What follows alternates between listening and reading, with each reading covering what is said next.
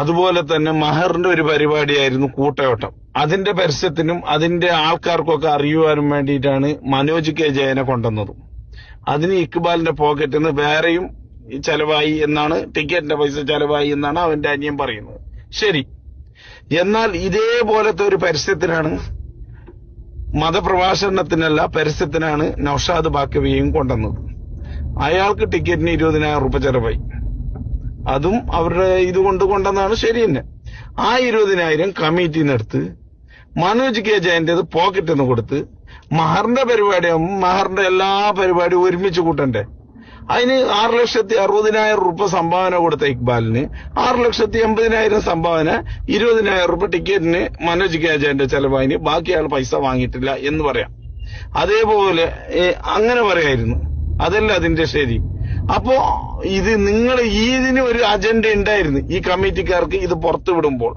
പിന്നെ നിങ്ങൾ പല കണക്കുകൾക്കും നിങ്ങൾ പറഞ്ഞു അത് മൊത്തത്തിൽ ചെലവായ കണക്കാണ്. നിങ്ങൾ പറയും ഓരോന്നിനും വേർതിരിച്ചിട്ടല്ല, മൊത്തത്തിൽ ചെലവായ കണക്കാണ് നിങ്ങൾ പറയുന്നത്. അതും കമ്മിറ്റിക്കാരുടെ ഇഷ്ടമാണ്. കമ്മിറ്റിക്കാർക്ക് എന്ത് വേണമെങ്കിലും തീരുമാനിക്കുക, എല്ലാം കമ്മിറ്റിക്കാരാണ്. കാരണം നമ്മളെ പോലത്തെ ഇടപെടേണ്ട ആവശ്യമേ ഇല്ല ഇതിന്റെ ഇടയിൽ. നിങ്ങൾ പറഞ്ഞു അതും ശരിയാണ്. പക്ഷെ ഞങ്ങളെ പോലത്തെ ഇടപെടുന്നത് എപ്പോ?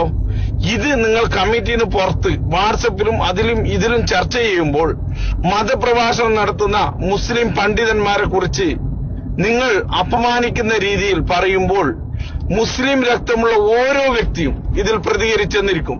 പക്ഷെ ഗ്രൂപ്പിൽ രാഷ്ട്രീയം നോക്കുന്നവർ പ്രതികരിക്കില്ല.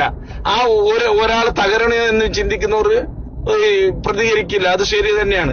ഇപ്പൊ ആ ഉസ്താദ് തകരണമെന്ന് ആഗ്രഹിക്കുന്നവർ പ്രതികരിക്കില്ല. അവര് തന്നെ ഇത് ഇട്ടതല്ലേ ഈ ക്ലിപ്പും ഈ ഇതുപോലെ പത്ര കട്ടിങ്ങുകളും എഡിറ്റും എല്ലാം ചെയ്തത് അവരാണ്. പക്ഷെ എഡിറ്റ് ചെയ്യാനുള്ള കാരണം ഉണ്ടാക്കി കൊടുത്തവർ നിങ്ങളാണ്. മൊത്തത്തിൽ ഉസ്താദ്മാർ ഇത്ര പ്രഭാഷണം നടത്തി ഇത്ര ചെലവിന് നിങ്ങൾ എഴുതിയെങ്കിലും നിങ്ങളോട് ആരും ചോദിക്കാൻ പോകുന്നില്ല. നിങ്ങൾ പറയുന്നത് ഞങ്ങളെ റെസീറ്റിന്റെ കണക്ക് നിങ്ങൾ അറിയേണ്ട വയ്ക്കലാണ്. ശരി തന്നെ, ഞങ്ങൾ അറിയേണ്ട ആവശ്യമില്ല. പക്ഷെ നിങ്ങൾക്ക് അന്നും ഇതിങ്ങനെ ഓരോ ഉസ്താദിന്റെ പേര് എഴുതേണ്ട ആവശ്യമില്ലായിരുന്നു. നിങ്ങൾക്ക് മൊത്തത്തിൽ ചെലവിട്ടിട്ട് നിങ്ങൾക്ക് പറയായിരുന്നു ഇത് നിങ്ങൾക്ക് അറിയേണ്ട ആവശ്യമില്ല, എല്ലാ ഉസ്താദ്മാർക്കും ഒത്തിരി ഇത്ര കൊടുത്തിനു. പക്ഷെ അതേപോലെ മറ്റേ വേറൊരു വന്ന ഉസ്താദിന്റെ കാറിന്റെ വാടക നിങ്ങൾ കൊടുത്തിനെന്ന് പറഞ്ഞു 4,000-5,000. പക്ഷെ അതിന്റെ ചെലവ് ഇതിൽ കാണിച്ചിട്ടില്ല. അതാരെ പോക്കറ്റിന് കൊടുത്തത്? ഇത് ഓരോരു പോക്കറ്റിന് കൊടുത്ത കണക്കല്ല മോനെ, ഇതൊരു രാഷ്ട്രീയ കളിയാണ്, അല്ലെങ്കിൽ ഗ്രൂപ്പ് കളിയാണ്. ഗ്രൂപ്പിനെ എതിർത്ത് പ്രസംഗിച്ച നൗഷാദ് ബാക്കവിയെ തകർക്കാൻ നോക്കണം. അതാണ്.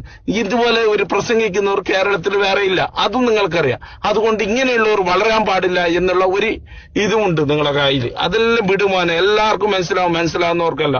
അതാറ് പരിപാടി നടത്തിന് നല്ല വിജയിപ്പിച്ചിന്, പക്ഷെ അവസാനം ഇങ്ങനെ ആക്കീന്. അസ്സലാമു അലൈക്കും.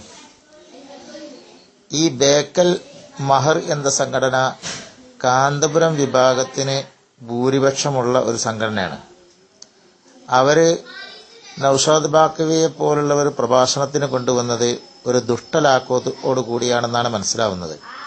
ഒന്ന്, അവരുടെ പരിപാടിക്ക് ആള് കൂടാനുള്ള ഒരു സൂത്രം. മറ്റൊന്ന്, അതിന് പണം കൊടുക്കുകയും EP അബൂബക്കർ കാസിമി പറയാതെ തന്നെ വലിയ സംഖ്യ കൊടുത്തു. ഇത്ര വലിയ സംഖ്യ എന്തിനാന്ന് ചോദിച്ചപ്പോൾ അത് കയ്യിൽ വെച്ചോളൂ എന്ന് പറഞ്ഞു കൊടുത്ത് അങ്ങനെ ഒരു വിഷയം ഉണ്ടാക്കുകയാണ് അവരുടെ ലക്ഷ്യം. കാര്യമായ വിവരങ്ങൾ അറിഞ്ഞിട്ടില്ല. ഇൻഷാ അല്ലാഹ് അന്വേഷണം നടത്തിക്കൊണ്ടിരിക്കുകയാണ്. അസ്സലാമു അലൈക്കും.